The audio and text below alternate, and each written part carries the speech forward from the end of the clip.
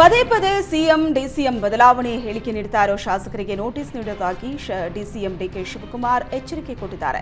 DCM ವಾರ್ನಿಂಗೂ ಬಗ್ಗದವರಿಗೆ ಪದಾಧಿಕಾರಿಗಳ ಸಭೆಯಲ್ಲಿ notice ನೀಡುವ ಬಗ್ಗೆ ಎಚ್ಚರಿಕೆ ಕೊಟ್ಟಿದ್ದು, ಈ ಬಗ್ಗೆ ಸಿಎಂ ಮತ್ತು ನಾನು ಕೂತು ಮಾತನಾಡಿದ್ದೇವೆ ಅಂತ ಡಿಕೆ ಶಿವಕುಮಾರ್ ಹೇಳಿಕೆ ಕೊಟ್ಟಿದ್ದಾರೆ.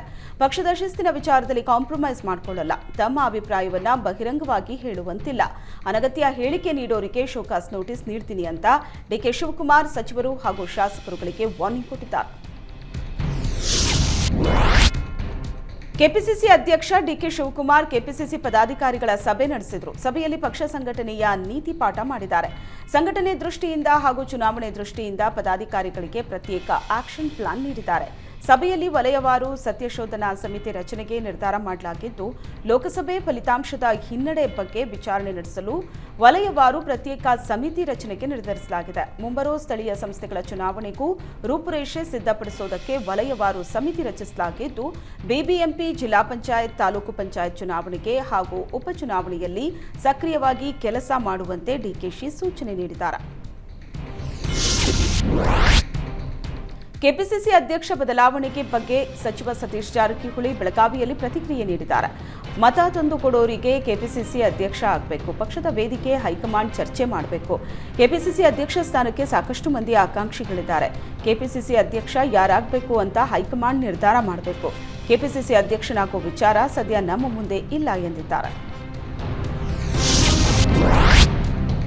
ಡಿಕೆ ಶಿವಕುಮಾರ್ಗೆ ಸಿಎಂ ಸ್ಥಾನ ಬಿಟ್ಟುಕೊಡುವಂತೆ ಮನವಿ ಮಾಡಿದ್ದ ಒಕ್ಕಲಿಗ ಶ್ರೀಗಳ ಹೇಳಿಕೆಗೆ ಪ್ರತಿಕ್ರಿಯಿಸಲ್ಲ ಅಂತ ಸಿಎಂ ಸಿದ್ದರಾಮಯ್ಯ ಹೇಳಿದ್ದಾರೆ.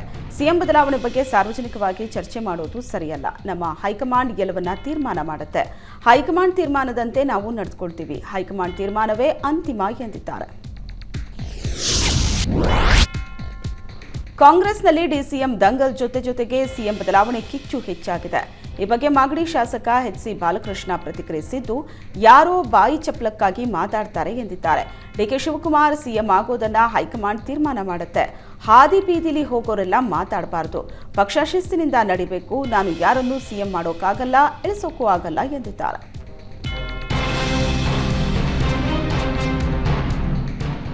ರಾಜ್ಯ ಕಾಂಗ್ರೆಸ್ ಪಾಳ್ಯದಲ್ಲಿ ನಡೀತಾ ಇರೋ ಸಿಎಂ ಡಿಸಿಎಂ ದಂಗಲ್ ಬಗ್ಗೆ ಸಚಿವ ಶಿವರಾಜ್ ತಂಗಡಗಿ ಪ್ರತಿಕ್ರಿಯೆ ನೀಡಿದ್ದಾರೆ.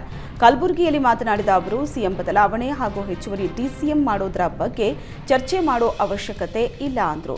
ಏನೇ ನಿರ್ಧಾರ ಮಾಡಬೇಕಾದ್ರೂ ನಮ್ಮ ಹೈಕಮಾಂಡ್ ಇದೆ, ಅವರೇ ಎಲ್ಲವನ್ನ ನಿರ್ಧಾರ ಮಾಡ್ತಾರೆ ಅಂತ ತಂಗಡಗಿ ಹೇಳಿದ್ದಾರೆ.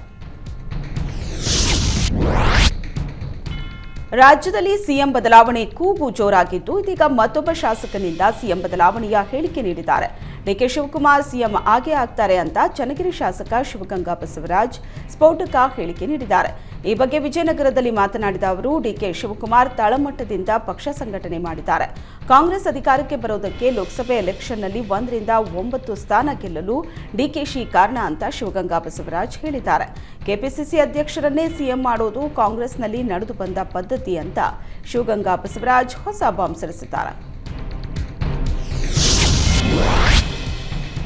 ವಾಲ್ಮೀಕಿ ನಿಗಮದಲ್ಲಿ 187 ಕೋಟಿ ರೂಪಾಯಿಗಳ ಭ್ರಷ್ಟಾಚಾರ ಹಗರಣ ಖಂಡಿಸಿ ಬಿಜೆಪಿ ಪ್ರತಿಭಟನೆಗೆ ಸಜ್ಜಾಗಿದೆ. ಜುಲೈ 3ಕ್ಕೆ ಎಲ್ಲ ಬಿಜೆಪಿ ಶಾಸಕರು ಪ್ರತಿಭಟನೆಗೆ ಕರೆ ಕೊಟ್ಟಿದ್ದಾರೆ. ಸಿಎಂ ಸಿದ್ದರಾಮಯ್ಯ ರಾಜೀನಾಮೆಗೆ ಆಗ್ರಹಿಸಲಿದ್ದಾರೆ.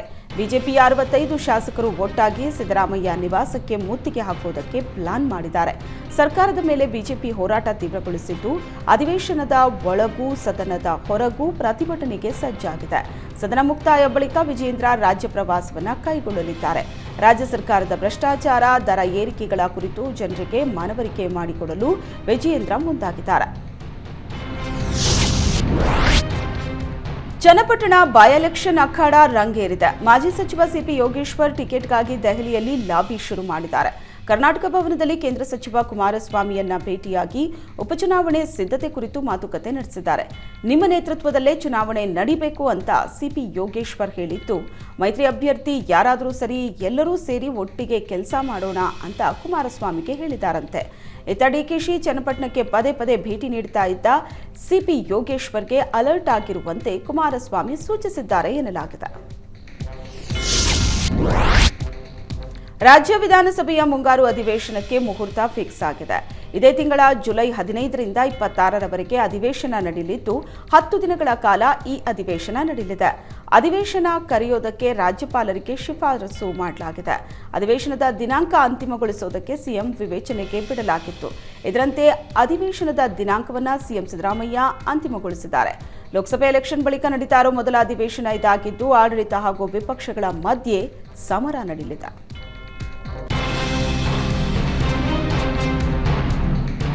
ರಾಜ್ಯ ಕಾಂಗ್ರೆಸ್ ಸರ್ಕಾರದ ವಿರುದ್ಧ ಬಿಜೆಪಿ ಶಾಸಕ ಚಂದ್ರು ಲಮಾಣಿ ವಾಗ್ದಾಳಿ ನಡೆಸಿದ್ದಾರೆ.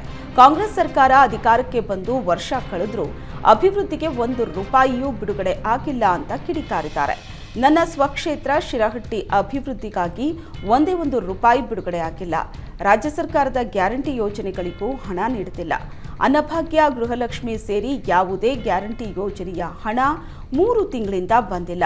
ಶಿರಹಟ್ಟಿ ಕ್ಷೇತ್ರದ 3-4 ಸಾವಿರ ಬಿಪಿಎಲ್ ಕಾರ್ಡ್ಗಳಿಗೆ ಅಪ್ರೂವಲ್ ನೀಡಿಲ್ಲ. 1 ವರ್ಷದಿಂದ ಒಂದೇ ಒಂದು ರೇಷನ್ ಕಾರ್ಡ್ಗೆ ಅನುಮತಿ ಕೊಟ್ಟಿಲ್ಲ. ಈಗಲಾದರೂ ಸರ್ಕಾರ ಎಚ್ಚೆತ್ತು ರಾಜ್ಯದ ಎಲ್ಲಾ ಕ್ಷೇತ್ರಗಳ ಅಭಿವೃದ್ಧಿಗೆ ಒತ್ತು ನೀಡಲಿ. ಇಲ್ಲವಾದಲ್ಲಿ ಮುಂದಿನ ದಿನಗಳಲ್ಲಿ ಸರ್ಕಾರ ಅಧೋಗತಿಗೆ ಹೋಗಲಿದೆ ಅಂತ ಆಕ್ರೋಶ ವ್ಯಕ್ತಪಡಿಸಿದ್ದಾರೆ. ದಿನಾಂಕ ಘೋಷಣೆಗೂ ಮುನ್ನವೇ ರಾಜ್ಯದಲ್ಲಿ ಬೈ ಎಲೆಕ್ಷನ್ ಅಖಾಡ ಜೋರಾಗಿದೆ. ಅದರಲ್ಲೂ ಚನ್ನಪಟ್ಟಣ ಹೈವೋಲ್ಟೇಜ್ ಕಣವಾಗಿ ಮಾರ್ಪಟ್ಟಿದ್ದು ಲೋಕಸಭೆಯಲ್ಲಿ ತಮ್ಮನ್ನ ಸೋಲಿನ ಸೇಡು ತೀರಿಸಿಕೊಳ್ಳುವುದಕ್ಕೆ ಡಿಕೆಶಿ ಮುಂದಾಗಿದ್ದಾರೆ. ಕಳೆದ 15 ದಿನಗಳಿಂದ ಡಿಸಿಎಂ ಬ್ಯಾಕ್ ಟು ಬ್ಯಾಕ್ ಚನ್ನಪಟ್ಟಣಕ್ಕೆ ಭೇಟಿ ಕೊಡುತ್ತಿದ್ದಾರೆ. ಮೊದಲ ಬಾರಿ ಚನ್ನಪಟ್ಟಣದ 14 ದೇಗುಲ ಸುತ್ತಿದ್ದ ಕೆಪಿಸಿಸಿ ಅಧ್ಯಕ್ಷರು ಬಳಿಕ ಜನಸ್ಪಂದನ ಕಾರ್ಯಕ್ರಮದ ಹೆಸರಲ್ಲಿ ರೌಂಡ್ಸ್ ಹಾಕಿದ್ರು. ಈಗ ಮತ್ತೊಮ್ಮೆ ಚನ್ನಪಟ್ಟಣದಲ್ಲಿ ಜನಸ್ಪಂದನ ಕಾರ್ಯಕ್ರಮವನ್ನ ಡಿಸಿಎಂ ಅಸ್ತ್ರವಾಗಿಸಿಕೊಂಡಿದ್ದಾರೆ. 3 ದಿನ ಚನ್ನಪಟ್ಟಣದ ಜಿಲ್ಲಾ, ತಾಲೂಕು, ಗ್ರಾಮ ಪಂಚಾಯಿತಿ ವ್ಯಾಪ್ತಿಯಲ್ಲಿ ಜನರ ಅಹವಾಲು ಸ್ವೀಕರಿಸಲಿದ್ದಾರೆ. ಲೋಕಸಭಾ ಚುನಾವಣೆಯಲ್ಲಿ ಟಿಕೆಟ್ ತಪ್ಪಿದಾಗ ನಾನೇನು ಹಣಕ್ಕಾಗಿ ಮಾರಾಟ ಆದವಳಲ್ಲ, ಆಗೋದೂ ಇಲ್ಲ. ನಾನೊಬ್ಬ ಫೈಟರ್ ಅಂತ ಬಾಗಲಕೋಟೆಯಲ್ಲಿ ವೀಣಾ ಕಾಶಪ್ಪನವರ್ ತಿಳಿಸಿದ್ದಾರೆ. ಲೋಕಸಭೆ ಚುನಾವಣೆ ವೇಳೆ ನಾಮಿನೇಷನ್ಗೆ ಬಂದವರು ವಾಪಸ್ ಪ್ರಚಾರಕ್ಕೆ ಬರಲಿಲ್ಲ. 8 ಕೋಟಿ 10 ಕೋಟಿ ತೆಗೆದುಕೊಂಡಿದ್ದಾರೆ ಅನ್ನೋ ವಿನಾಕಾರಣ ಆರೋಪದ ಮಾತುಗಳು ಕೇಳಿ ಬರ್ತಿವೆ ಅಂದರು. ಆದರೆ ನಾನು ದುಡ್ಡಿಗಾಗಿ ಮಾರಾಟ ಆದವಳಲ್ಲ, ಆಗೋದೂ ಇಲ್ಲ. ನಾನು ಮತ್ತೆ ಬಾಗಲಕೋಟೆ ಲೋಕಸಭೆ ಇತಿಹಾಸದಲ್ಲಿ ಹೊಸ ಅಧ್ಯಾಯ ಬರೆಯುವೆ ಅಂತ ಪರೋಕ್ಷವಾಗಿ ಕಾಂಗ್ರೆಸ್ ಪರಾಜಿತ ಅಭ್ಯರ್ಥಿ ಸಂಯುಕ್ತ ಪಾಟೀಲ್ಗೆ ಟಾಂಗ್ ನೀಡಿದ್ದಾರೆ. ಅತ್ಯಾಚಾರ ಪ್ರಕರಣದಲ್ಲಿ ಬಂಧಿತ ವಕೀಲ ಹಾಗೂ ಬಿಜೆಪಿ ಮುಖಂಡ ದೇವರಾಜೇಗೌಡರಿಗೆ ಹೈಕೋರ್ಟ್ ಜಾಮೀನು ಮಂಜೂರು ಮಾಡಿದೆ. ಪ್ರಕರಣಕ್ಕೆ ಸಂಬಂಧಿಸಿದಂತೆ ವಕೀಲ ದೇವರಾಜೇಗೌಡರಿಗೆ ನ್ಯಾಯಾಂಗ ಬಂಧನ ವಿಧಿಸಲಾಗಿತ್ತು. ಜಾಮೀನು ಕೋರಿ ದೇವರಾಜೇಗೌಡರು ಅರ್ಜಿ ಸಲ್ಲಿಸಿದ್ರು. ಅರ್ಜಿ ವಿಚಾರಣೆ ನಡೆಸಿದ ನ್ಯಾಯಮೂರ್ತಿ ಎಂಜಿ ಉಮಾ ಅವರ ಹೈಕೋರ್ಟ್ ಏಕಸದಸ್ಯ ಪೀಠ ಜಾಮೀನು ಮಂಜೂರು ಮಾಡಿದೆ. 2 ಲಕ್ಷ ಬಾಂಡ್ ಹಾಗೂ 2 ಶ್ಯೂರಿಟಿ ಸಾಕ್ಷಿ ನಾಶ ಮಾಡಬಾರದು ಹಾಗೂ ತನಿಖೆಗೆ ಸಹಕರಿಸುವಂತೆ ಷರತ್ತು ವಿಧಿಸಲಾಗಿದೆ. ರೇಣುಕಾಸ್ವಾಮಿ ಕೊಲೆ ಪ್ರಕರಣದಲ್ಲಿ ನಟ ದರ್ಶನ್ ವಿಚಾರಣಾಧೀನ ಕೈದಿಯಾಗಿ ಪರಪ್ಪನ ಅಗ್ರಹಾರ ಸೇರಿದ್ದಾರೆ. ಜೈಲಿನಲ್ಲಿರೋ ದರ್ಶನ್ ಅನ್ನ ನೋಡಿದ ನಟನ ತಾಯಿ ಭಾವುಕರಾಗಿದ್ದಾರೆ. ಕುಟುಂಬಸ್ಥರನ್ನ ನೋಡ್ತಾ ಇದ್ದಂತೆ ದರ್ಶನ್ ಭಾವುಕರಾಗಿ ಕಣ್ಣೀರು ಹಾಕಿದ್ದಾರಂತೆ. ಸ್ನೇಹಿತರಂತಿದ್ದ ತಂದೆ ಮಗನ ಸ್ಥಿತಿ ಕಂಡ ದರ್ಶನ್ ಪತ್ನಿ ವಿಜಯಲಕ್ಷ್ಮಿಯೂ ಭಾವುಕರಾಗಿದ್ದಾರೆ. ಸಹೋದರ ದಿನಕರ್ ತೂಗುದೀಪ್ ದರ್ಶನ್ಗೆ ಧೈರ್ಯ ತುಂಬಿದ್ದಾರೆ.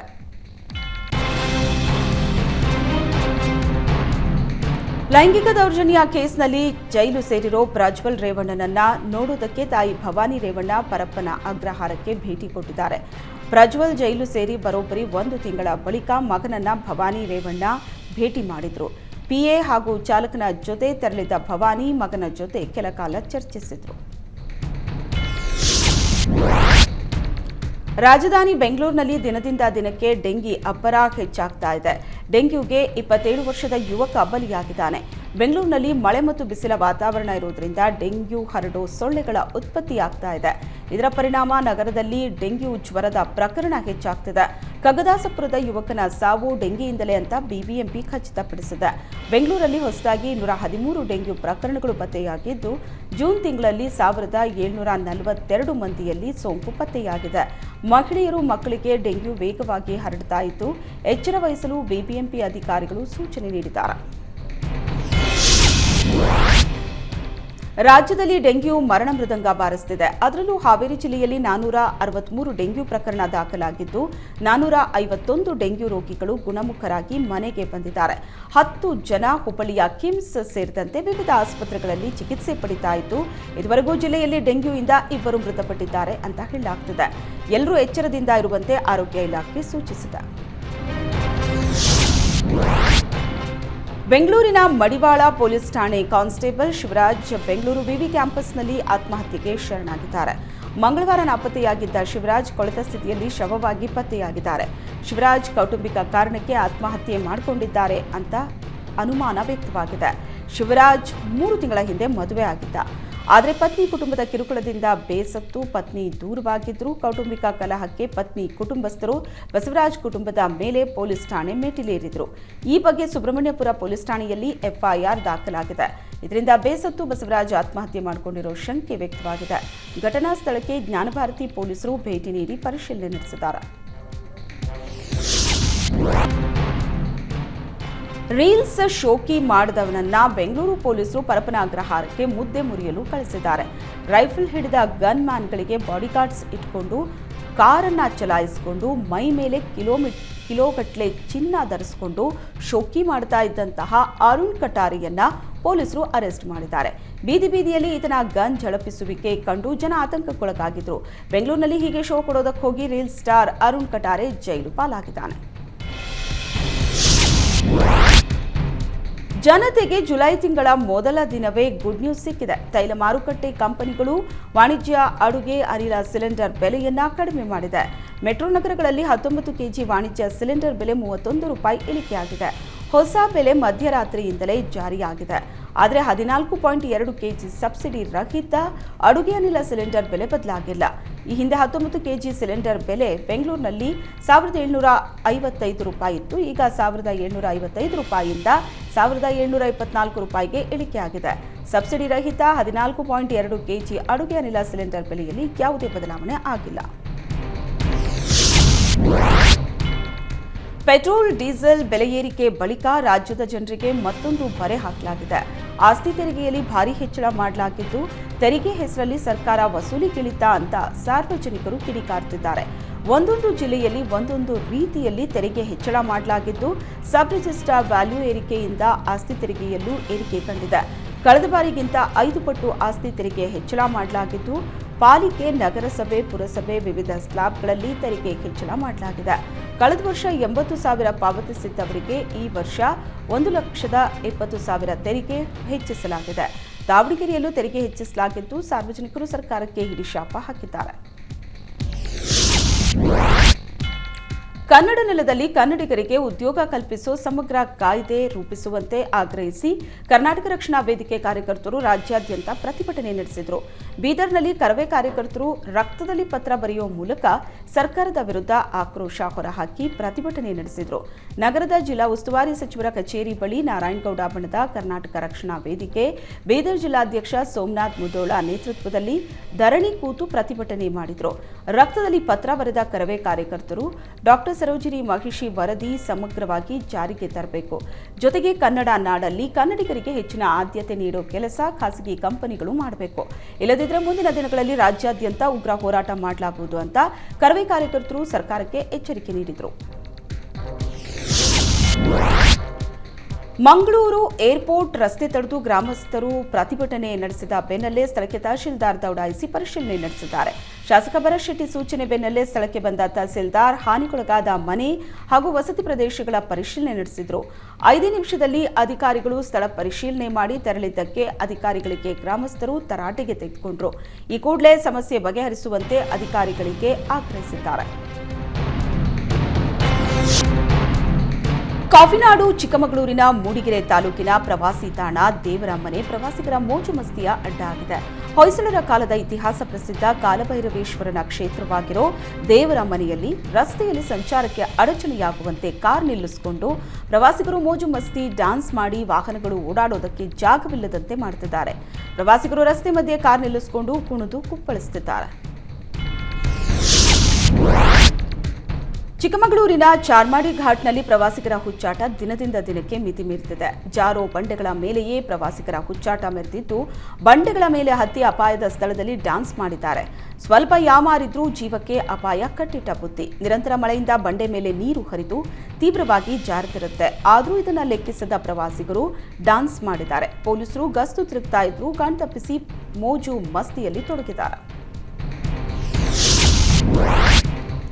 ಶಾಲೆಯಲ್ಲಿ ಬಿಸಿಯೂಟ ಸೇವಿಸಿ ಶಾಲೆ ವಿದ್ಯಾರ್ಥಿಗಳು ಅಸ್ವಸ್ಥರಾಗಿದ್ದಾರೆ. ಕಲಬುರಗಿ ಜಿಲ್ಲೆ ಚಿತ್ತಾಪುರ ತಾಲೂಕಿನ ಕನಗನಹಳ್ಳಿಯ ಸರ್ಕಾರಿ ಪ್ರಾಥಮಿಕ ಶಾಲೆಯಲ್ಲಿ ವಿದ್ಯಾರ್ಥಿಗಳು ಅಸ್ವಸ್ಥರಾಗಿದ್ದಾರೆ. ಶಾಲೆಯಲ್ಲಿ ಮಧ್ಯಾಹ್ನದ ಬಿಸಿಯೂಟದಲ್ಲಿ ವಿದ್ಯಾರ್ಥಿಗಳು ಅನ್ನ ಸಾಂಬಾರ್ ಸೇವಿಸಿದ್ದಾರೆ. ಊಟ ಸೇವಿಸಿದ ನಂತರ 8ಕ್ಕೂ ಹೆಚ್ಚು ವಿದ್ಯಾರ್ಥಿಗಳು ವಾಂತಿ ಭೇದಿ ಶುರುವಾಗಿದೆ. ಅಸ್ವಸ್ಥಗೊಂಡ ವಿದ್ಯಾರ್ಥಿಗಳನ್ನು ಕೊಲ್ಲೂರು ಪ್ರಾಥಮಿಕ ಆರೋಗ್ಯ ಕೇಂದ್ರದಲ್ಲಿ ದಾಖಲಿಸಿದ್ದು ಚಿಕಿತ್ಸೆ ಮುಂದುವರೆದಿದೆ. 2 ದಿನಗಳ ಹಿಂದೆ ರಾಜ್ಯ ಸರ್ಕಾರ ಬೆಂಗಳೂರಿನಲ್ಲಿ 2ನೇ ಏರ್ಪೋರ್ಟ್ ನಿರ್ಮಿಸುವುದಾಗಿ ಘೋಷಿಸಿತ್ತು. ಈ ಬೆನ್ನಲ್ಲೇ ತಮಿಳುನಾಡು ಸರ್ಕಾರ ಬೆಂಗಳೂರಿನ ಗಡಿಭಾಗದಲ್ಲಿರೋ ಹೊಸೂರಿನಲ್ಲಿ ವಿಮಾನ ನಿಲ್ದಾಣ ಸ್ಥಾಪಿಸುವುದಾಗಿ ಘೋಷಿಸಿದೆ. ಹೊಸ ವಿಮಾನ ನಿಲ್ದಾಣಕ್ಕೆ ಜಾಗದ ಹುಡುಕಾಟದಲ್ಲಿದ್ದ ಕರ್ನಾಟಕಕ್ಕೆ ತಮಿಳುನಾಡು ಸರ್ಕಾರದ ನಡೆ ಹೊಸ ತಲೆನೋವು ತಂದಿಟ್ಟಿದೆ. ಆದರೂ ಬೆಂಗಳೂರು ಸುತ್ತಮುತ್ತ ಮತ್ತೊಂದು ವಿಮಾನ ನಿಲ್ದಾಣಕ್ಕೆ ಕರ್ನಾಟಕ ಸರ್ಕಾರ ಜಾಗ ಹುಡುಕ್ತಿದೆ. ಕೆಂಪೇಗೌಡ ಏರ್ಪೋರ್ಟ್ನಲ್ಲಿ ದಿನೇ ದಿನೇ ಪ್ರಯಾಣಿಕರ ಸಂಖ್ಯೆ ಹೆಚ್ಚುತ್ತಿದೆ. ಅಲ್ಲದೆ ಏರ್ ಟ್ರಾಫಿಕ್ ನಿಯಂತ್ರಣದ ದೃಷ್ಟಿಯಿಂದ ಹೊಸ ಏರ್ಪೋರ್ಟ್ ನಿರ್ಮಾಣಕ್ಕೆ ಪ್ಲಾನ್ ಮಾಡಲಾಗಿದೆ. ಕಾವೇರಿ ಜಲಾನಯನ ಪ್ರದೇಶದಲ್ಲಿ ಮಳೆ ಮುಂದುವರೆದಿದೆ. ಕೆಆರ್ಎಸ್ ಡ್ಯಾಂನ ನೀರಿನ ಮಟ್ಟ 95 ಅಡಿಗೆ ಏರಿಕೆ ಕಂಡಿದೆ. ರೈತರ ಮುಖದಲ್ಲಿ ಮಂದಹಾಸ ಮೂಡಿದೆ. ಮಳೆಯಿಂದಾಗಿ ಕೃಷ್ಣರಾಜ ಸಾಗರಕ್ಕೆ 9369 ಕ್ಯೂಸೆಕ್ ಒಳಹರಿವು ಹೆಚ್ಚಾಗ್ತಿದೆ. 124.80 ಗರಿಷ್ಠ ಮಟ್ಟದ ಡ್ಯಾಂನಲ್ಲಿ ಸದ್ಯ 95.50 ಅಡಿ ನೀರು ಸಂಗ್ರಹ ಆಗಿದೆ. 49.452 ಟಿಎಂಸಿ ಗರಿಷ್ಠ ಸಾಮರ್ಥ್ಯದ ಡ್ಯಾಂನಲ್ಲಿ 19.487 ಟಿಎಂಸಿ ನೀರು ಸಂಗ್ರಹ ಆಗಿದೆ.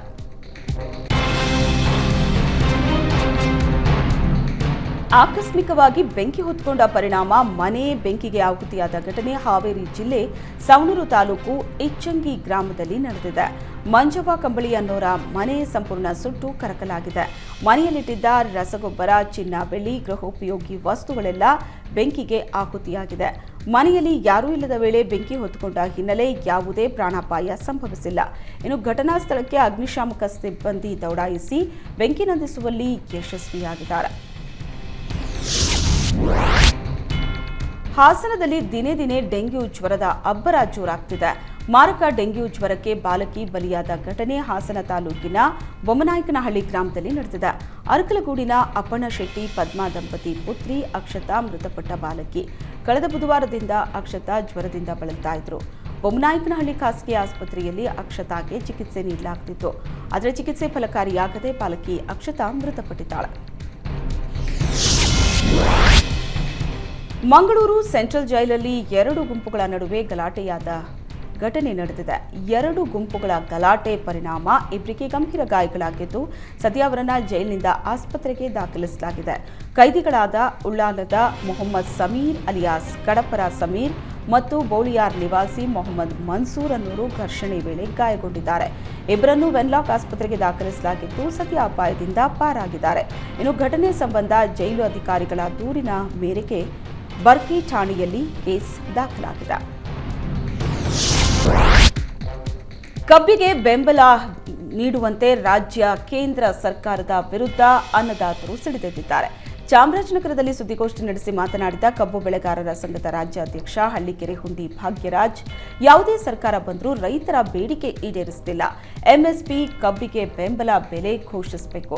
ರೈತರಿಂದ ಕೃಷಿ ಪಂಪ್ ಸೆಟ್ಗೆ ದುಪ್ಪಟ್ಟು ಹಣ ವಸೂಲಿ ಮಾಡುತ್ತಿದ್ದಾರೆ. ಹೀಗಾಗಿ ಕೇಂದ್ರ ಮತ್ತು ರಾಜ್ಯ ಸರ್ಕಾರಗಳು ರೈತರ ಬೇಡಿಕೆಯನ್ನ ಬಗೆಹರಿಸುವಂತೆ ಆಗ್ರಹಿಸಿದ್ದಾರೆ.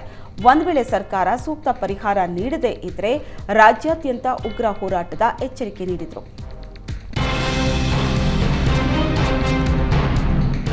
ಕೋಲಾರ ಜಿಲ್ಲೆಯ ವೇಮಗಲ್ ಪೊಲೀಸರು ಭರ್ಜರಿ ಕಾರ್ಯಾಚರಣೆ ನಡೆಸಿ ಅಕ್ರಮವಾಗಿ ಸಾಗಾಟ ಮಾಡುತ್ತಿದ್ದ ಶಸ್ತ್ರಾಸ್ತ್ರಗಳನ್ನು ಜೊತೆಗೆ ಓರ್ವ ವ್ಯಕ್ತಿಯನ್ನ ಬಂಧಿಸಿದ್ದಾರೆ. ಕಾರ್ನಲ್ಲಿ ಒಂದು ಲಾಂಗ್, ಒಂದು ನಾಡ ಬಂದೂಕು, 8 ಜೀವಂತ ಗುಂಡುಗಳು ಪತ್ತೆಯಾಗಿದೆ. ಚಿಕ್ಕಬಳ್ಳಾಪುರ ಜಿಲ್ಲೆಯ ಚಿಂತಾಮಣಿ ತಾಲೂಕಿನ ಗುಂಡ್ಲಹಳ್ಳಿಯ ಓಬಳೇಶ್ ಅಕ್ರಮ ಶಸ್ತ್ರಾಸ್ತ್ರ ಸಾಗಾಟ ಮಾಡ್ತಾ ಇದ್ದಂಥ ವ್ಯಕ್ತಿ. ಈ ಕುರಿತು ವೇಮಗಲ್ ಪೊಲೀಸ್ ಠಾಣೆ ವ್ಯಾಪ್ತಿಯಲ್ಲಿ ಪ್ರಕರಣ ದಾಖಲಾಗಿದೆ. ಆನ್ಲೈನ್ ವಹಿವಾಟುಗಳು ಹೆಚ್ಚಾದಂತೆ ಸೈಬರ್ ಕ್ರೈಂ ಪ್ರಕರಣ ಹೆಚ್ಚಾಗ್ತಿದೆ. ಆನ್ಲೈನ್ ಹೂಡಿಕೆ ಹೆಸರಲ್ಲಿ ವಿಜಯಪುರದಲ್ಲಿ ಲಕ್ಷಾಂತರ ರೂಪಾಯಿ ಮೋಸ ಮಾಡಿದಂಥ ಘಟನೆ ನಡೆದಿದೆ.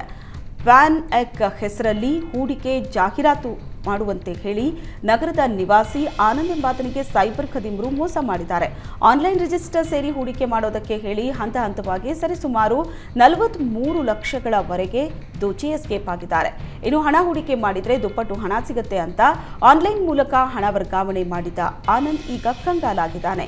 ಈ ಸಂಬಂಧ ವಿಜಯಪುರ ಸಿಇಎನ್ ಪೊಲೀಸ್ ಠಾಣೆಯಲ್ಲಿ ಪ್ರಕರಣ ದಾಖಲಾಗಿದೆ. ಬಿಎಂಟಿಸಿ ನೌಕರರಿಗೆ ರಾಜ್ಯ ಸರ್ಕಾರ ಗುಡ್ ನ್ಯೂಸ್ ನೀಡಿದೆ. 58 ವರ್ಷ ಪೂರ್ಣಗೊಂಡ ನೌಕರರಿಗೆ ಪ್ರಯಾಸ್ ಯೋಜನೆಯಡಿ ಬಿಎಂಟಿಸಿ ಪಿಂಚಣಿ ಪಾವತಿ ಆದೇಶ ಪ್ರತಿ ನೀಡಿದರು. ಶಾಂತಿನಗರದ ಬಿಎಂಟಿಸಿ ಕಚೇರಿಯಲ್ಲಿ ಬಿಎಂಟಿಸಿ ಹಾಗೂ ಪ್ರಾದೇಶಿಕ ಭವಿಷ್ಯ ನಿಧಿ ಸಹಯೋಗದೊಂದಿಗೆ ಹಮ್ಮಿಕೊಂಡಿದ್ದ ಕಾರ್ಯಕ್ರಮದಲ್ಲಿ 100ಕ್ಕೂ ಹೆಚ್ಚು ನೌಕರರಿಗೆ ಸಚಿವ ರಾಮಲಿಂಗಾರೆಡ್ಡಿ ಆದೇಶ ಪ್ರತಿ ನೀಡಿದರು. ಜುಲೈ 21, 2021ರಿಂದ ಈ ಯೋಜನೆ ಶುರುವಾಗಿದ್ದು, ಅರ್ಹ ನೌಕರರಿಗೆ ಈ ಯೋಜನೆಯಡಿ ಪ್ರತಿ ತಿಂಗಳು 4,000 ಪಿಂಚಣಿ ಬರಲಿದೆ. ರಾಜ್ಯದಲ್ಲಿ ಡೀಸೆಲ್ ಬೆಲೆ ಏರಿಕೆಯಿಂದ ತತ್ತರಿಸಿರುವ ಬಿಎಂಟಿಸಿ ನಿಗಮಕ್ಕೆ ಮತ್ತೊಂದು ಬರೆ ಬಿದ್ದಿದೆ. ಮುಳುಗುವ ಹಡಗಿನಂತೆ ಬೆಂಗಳೂರು ಮಹಾನಗರ ಸಾರಿಗೆ ಸಂಸ್ಥೆ ಆಗಿದ್ದು, ಏರ್ಪೋರ್ಟ್ನಲ್ಲಿ ಬಿಎಂಟಿಸಿಗೆ ಬರ್ತಾ ಇದ್ದ ಆದಾಯಕ್ಕೂ ಕತ್ತರಿ ಬಿದ್ದಿದೆ. ಏರ್ಪೋರ್ಟ್ನ ಟರ್ಮಿನಲ್ 1ರಲ್ಲಿ ಬಿಎಂಟಿಸಿ ಬಸ್ಗಳಿಗಾಗಿ ಇದ್ದ ಪ್ಲಾಟ್ಫಾರ್ಮ್ ಕ್ಯಾನ್ಸಲ್ ಮಾಡಲಾಗಿದ್ದು, ಬಿಎಂಟಿಸಿ ಆದಾಯದಲ್ಲಿ ಭಾರೀ ಕುಸಿತ ಕಂಡಿದೆ. ಈ ಹಿಂದೆ ಬಿಎಂಟಿಸಿ ಬಸ್ಗಳಿಗಾಗಿ ಏರ್ಪೋರ್ಟ್ನಲ್ಲಿ 2 ಪ್ಲಾಟ್ಫಾರ್ಮ್ ನೀಡಲಾಗಿತ್ತು. ಆದರೆ ಟರ್ಮಿನಲ್ 2 ಅಲ್ಲಿ ಬಿಎಂಟಿಸಿ ಬಸ್ ನಿಲ್ದಾಣ ಉದ್ಘಾಟನೆ ಬೆನ್ನಲ್ಲೇ ಇದೀಗ ಟರ್ಮಿನಲ್ 1ರಲ್ಲಿದ್ದ ಬಿಎಂಟಿಸಿಯ ಒಂದು ಪ್ಲಾಟ್ಫಾರ್ಮ್ ಕ್ಯಾನ್ಸಲ್ ಮಾಡಲಾಗಿದೆ. ಪ್ಲಾಟ್ಫಾರ್ಮ್ ಕ್ಯಾನ್ಸಲ್ ಬೆನ್ನಲ್ಲೇ ಪ್ರತಿನಿತ್ಯ ಬಿಎಂಟಿಸಿಗೆ 5 ರಿಂದ 6 ಲಕ್ಷ ನಷ್ಟವಾಗ್ತಿದೆ. ಒಂದೆಡೆ ಕರಾವಳಿ ಜಿಲ್ಲೆಗಳಲ್ಲಿ ದಿನೇ ದಿನೇ ಮುಂಗಾರು ವರುಣನ ಅಬ್ಬರ ಜೋರಾಗ್ತಾ ಇದೆ. ಇನ್ನೊಂದೆಡೆ ವಿದ್ಯುತ್ ಸರಬರಾಜು ನಿಯಂತ್ರಣ ಪೆಟ್ಟಿಗೆಗಳು ಅಪಾಯಕಾರಿ ಸ್ಥಿತಿಯಲ್ಲಿದೆ. ಉಡುಪಿಯ ಕವಿ ಮುದ್ದಣ ಮಾರ್ಗದ ರಸ್ತೆ ವಿಭಜಕದ ದಂಡೆಯ ಉದ್ದಕ್ಕೂ ಇರೋ ರಸ್ತೆ ದೀಪ ಕಂಬಗಳ ಕೆಳಗೆ ವಿದ್ಯುತ್ ಸರಬರಾಜು ನಿಯಂತ್ರಣ ಪೆಟ್ಟಿಗೆಗಳು ಅಪಾಯಕಾರಿ ಸ್ಥಿತಿಯಲ್ಲಿದೆ. ವಿದ್ಯುತ್ ಸರಬರಾಜು ನಿಯಂತ್ರಣ ಪೆಟ್ಟಿಗೆ ಬಾಗಿಲುಗಳು ತೆರೆದುಕೊಂಡಿದ್ದು ಅಪಾಯಕ್ಕೆ ಆಹ್ವಾನ ನೀಡುತ್ತಿದೆ. ಈ ಮಾರ್ಗದಲ್ಲಿ ಅತಿ ಹೆಚ್ಚು ವಾಹನಗಳು ಓಡಾಡೋದ್ರಿಂದ ತಕ್ಷಣ ಪರಿಶೀಲಿಸಿ ದುರಸ್ತಿಪಡಿಸುವಂತೆ ಸಾರ್ವಜನಿಕರು ಆಗ್ರಹಿಸಿದ್ದಾರೆ.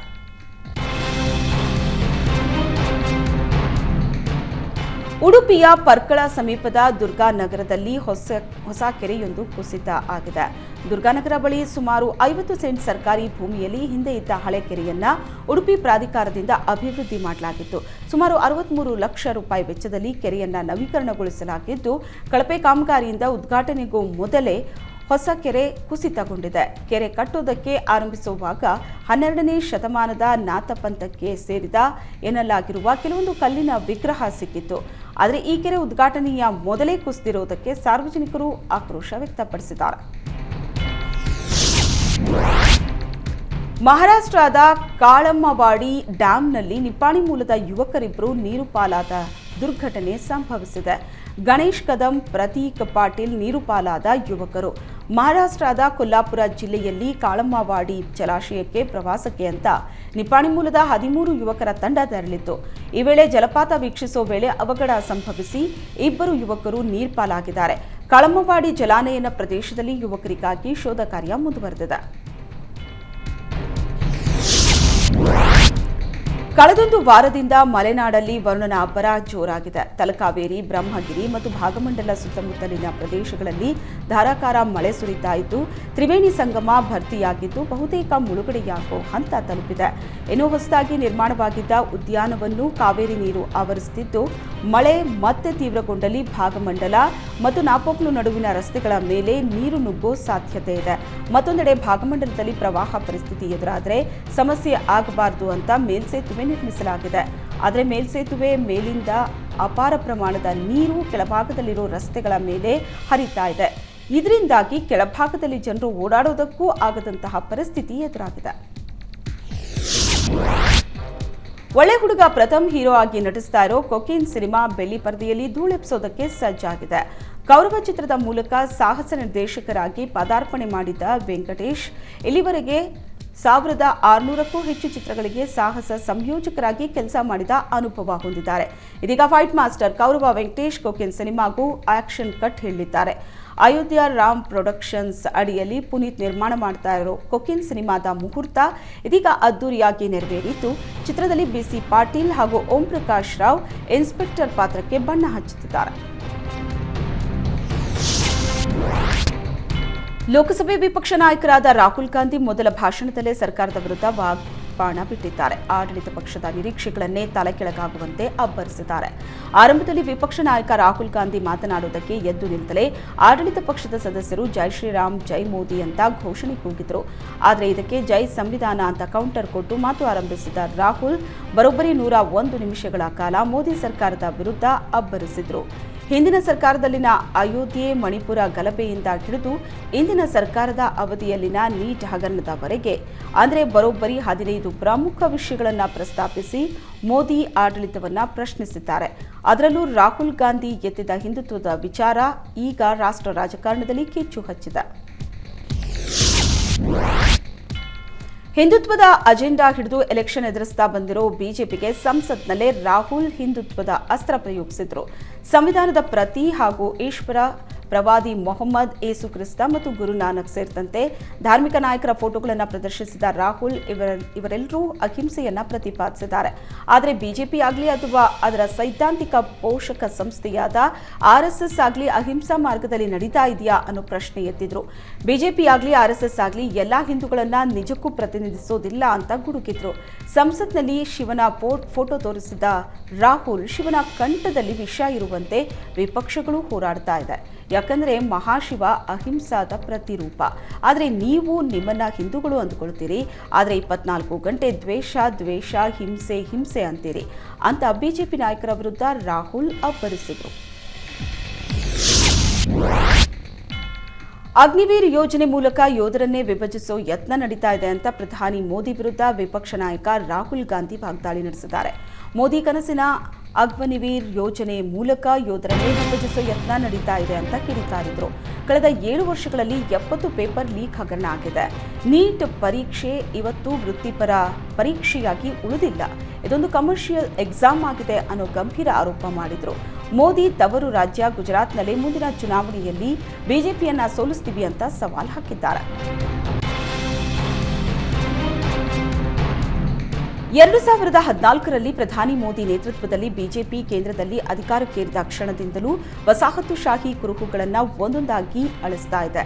ದೆಹಲಿಯ ರಾಜ್ಪಥ್ಗೆ ಕರ್ತವ್ಯ ಪಥ್ ಅಂತ ನಾಮಕರಣ ಮಾಡಿದ್ದು, ಇಂಡಿಯಾ ಗೇಟ್ ಬಳಿ ಕೇಂಜ್ ಜಾರ್ಜ್ ಪ್ರತಿಮೆ ಇದ್ದ ಸ್ಥಳದಲ್ಲಿ ನೇತಾಜಿ ಸುಭಾಷ್ ಚಂದ್ರ ಬೋಸ್ ಪ್ರತಿಮೆ ಅಳವಡಿಸಿದ್ದು, ಹೀಗೆ ಒಂದರ ಮೇಲೊಂದು ವಸಾಹತುಶಾಹಿ ಗುರುತುಗಳನ್ನು ಕಿತ್ತಾಕ್ತಿರೋ ಮೋದಿ ಸರ್ಕಾರ ಕಳೆದ ವರ್ಷ ಐತಿಹಾಸಿಕ ಹೆಜ್ಜೆಯೊಂದನ್ನ ಇಟ್ಟಿತ್ತು.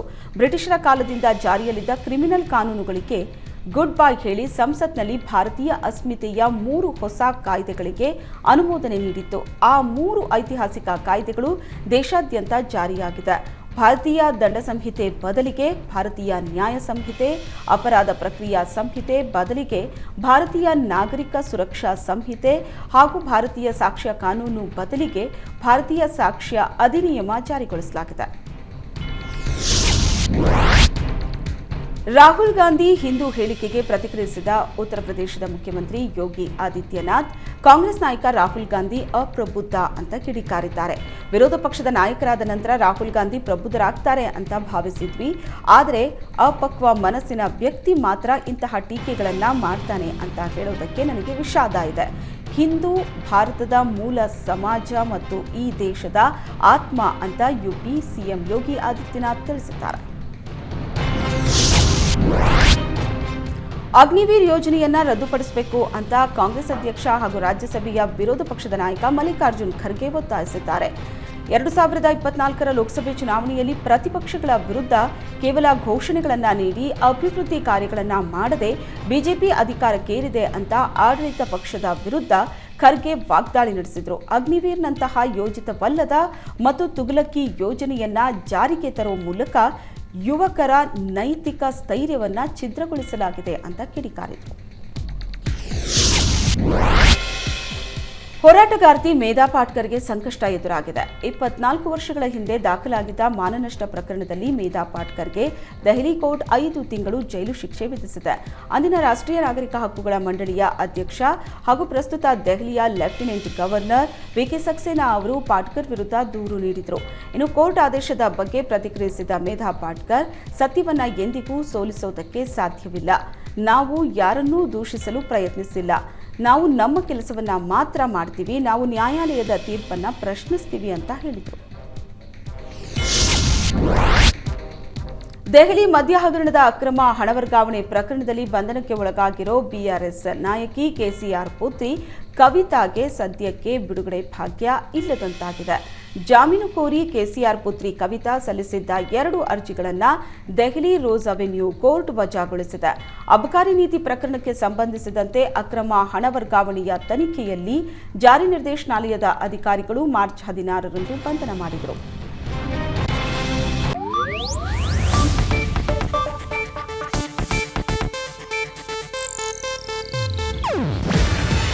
ಇದು ಏಷ್ಯಾನೆಟ್ ನ್ಯೂಸ್ ನೆಟ್ವರ್ಕ್ ಪ್ರಸ್ತುತಿ.